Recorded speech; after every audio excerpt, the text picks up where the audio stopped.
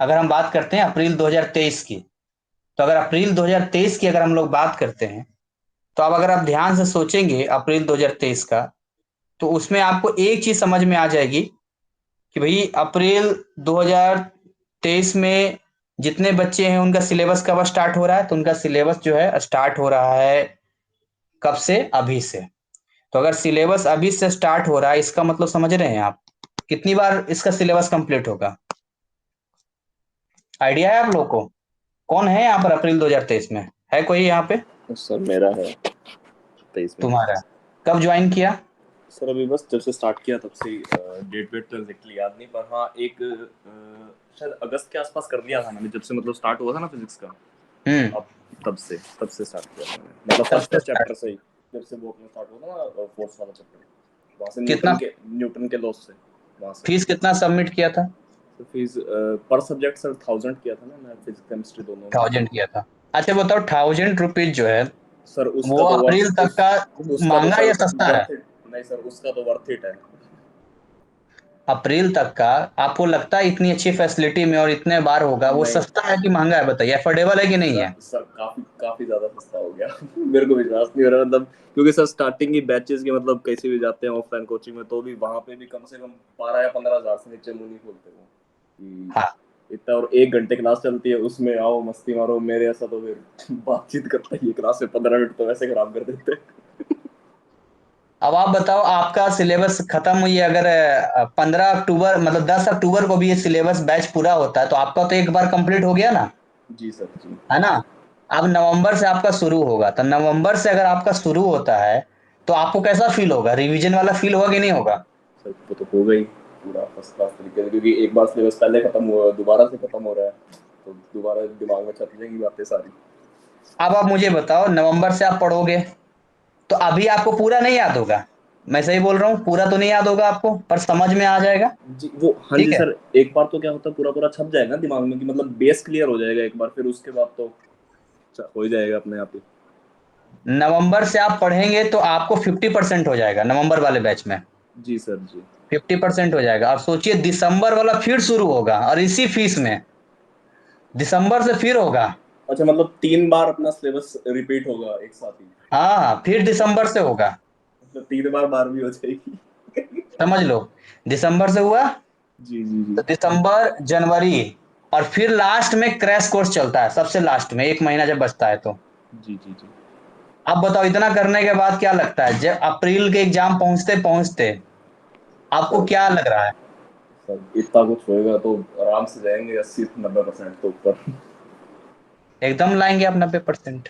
तो यही बच्चों को समझना है, स्टूडेंट को यही समझना है कि हमारा चैनल जो है ना, केवल पैसा कमाने का, बताओ अगर केवल पैसा कमाने का होता तो मैं तो ये डाल देता ना कि देखो जी, आप एक बैच का 999 पे करो, है ना, फिर अगले बैच में फिर पे करो, फिर अगले बैच में फिर पे करो। मैं तो ऐसा नहीं कर रहा हूँ, उसी में मैं आपको लेके जा रहा हूँ। क्योंकि वो एक ठीक है, मैं अपना एक ले रहा हूँ, ठीक है क्योंकि हर चीज का, अब मैंने बोला डिजिटल बोर्ड मुझे लगाना है, ऑफिस करना है, सब करना है, तो मेंटेनेंस में कहाँ से लाऊंगा? वो तो मुझे चीजें लानी पड़ेगी, तो वो तो मैं खैर लाऊंगा, नो डाउट, कोई दिक्कत वाली बात नहीं है। अब देखो, ये हांगकांग से नेहा जो है, वहाँ नेत्रा है यहाँ पर, हांगकांग से ज्वाइन किए। अब इनकी मदर का फोन आया कि सर जो है टाइमिंग जो है वहां पर जो है अलग है, जैसे यहाँ टाइमिंग कितना हो रहा है, 8:15 हो रहा है, वहां कितना टाइमिंग हो रहा है? What is the time in Hong Kong?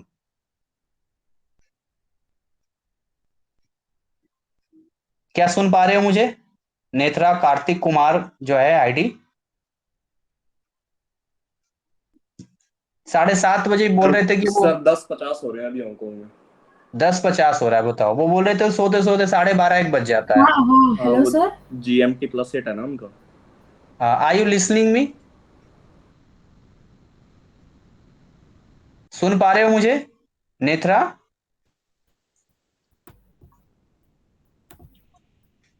शायद कुछ नेटवर्क इश्यू वगैरह लग रहा है मुझे। तो सोचो, ये चीजें होती है कि मैं तो इंडिया के हिसाब से चल रहा था। तो हाँ, सर ये हांगकांग से मतलब मैं समझा नहीं, हांगकांग से यहाँ पे पढ़ाई कर रहे हैं ये? रसिया से भी है, कैलिफोर्निया से भी है, दुबई से भी, कुवैत से भी है। तो सर फिर NIUS बोर्ड पूरा इंटरनेशनल बोर्ड है क्या? एनआईएस ने ऑल ओवर वर्ल्ड में दे रखा है ना। अच्छा, ऑल ओवर वर्ल्ड पोर्ट है ये क्या? आप रीजन चाहें तो है। विदेश में भी दे सकते हैं, या आप चाहें तो इंडिया आके फिर पेपर देंगे आप, आपके पास चॉइस है। अच्छा, मतलब डिस्टेंस सेंट। लर्निंग प्रोग्राम हो गया ना ये। जी जी जी जी जी। हाँ, तो ये भी समझिए मेरी एक उपलब्धि है इस चैनल का, जो कि मैं इंडिया के बाहर भी सर्विस दे पा रहा हूँ। सर ये भी एक बहुत बहुत ही बढ़िया बात है तो। है। बहुत ही बढ़िया बात होगी, वो यूनिवर्सिटी लेवल पढ़ाई हो रही है यहाँ पे तो। We live in Hong Kong but want to complete 12th exam. हाँ, इंडिया से ही होगा, मैं समझ रहा हूँ, हांगकांग में आप रह रहे हो, इंडिया से ही होगा, वो इंडिया का ही होगा, मैं समझ रहा हूँ। लेकिन जहाँ रहना होता है ना आदमी का, तो वो हो जाते हैं। जी, सही है। अब सर जैसे मेरी भी ग्रेजुएशन ग्रेजुएशन सब कुछ पूरी है, सारा सब कुछ पढ़ाई वढ़ाई क्लियर कर रखी है मैंने, मास्टर्स कर रखी है इंग्लिश में। बट अब यहाँ पे थोड़ा 12th पे एक बार देखते हैं, ट्राई करते हैं फिजिक्स केमिस्ट्री से। हाँ, तो वही वाली चीज हो जाती है।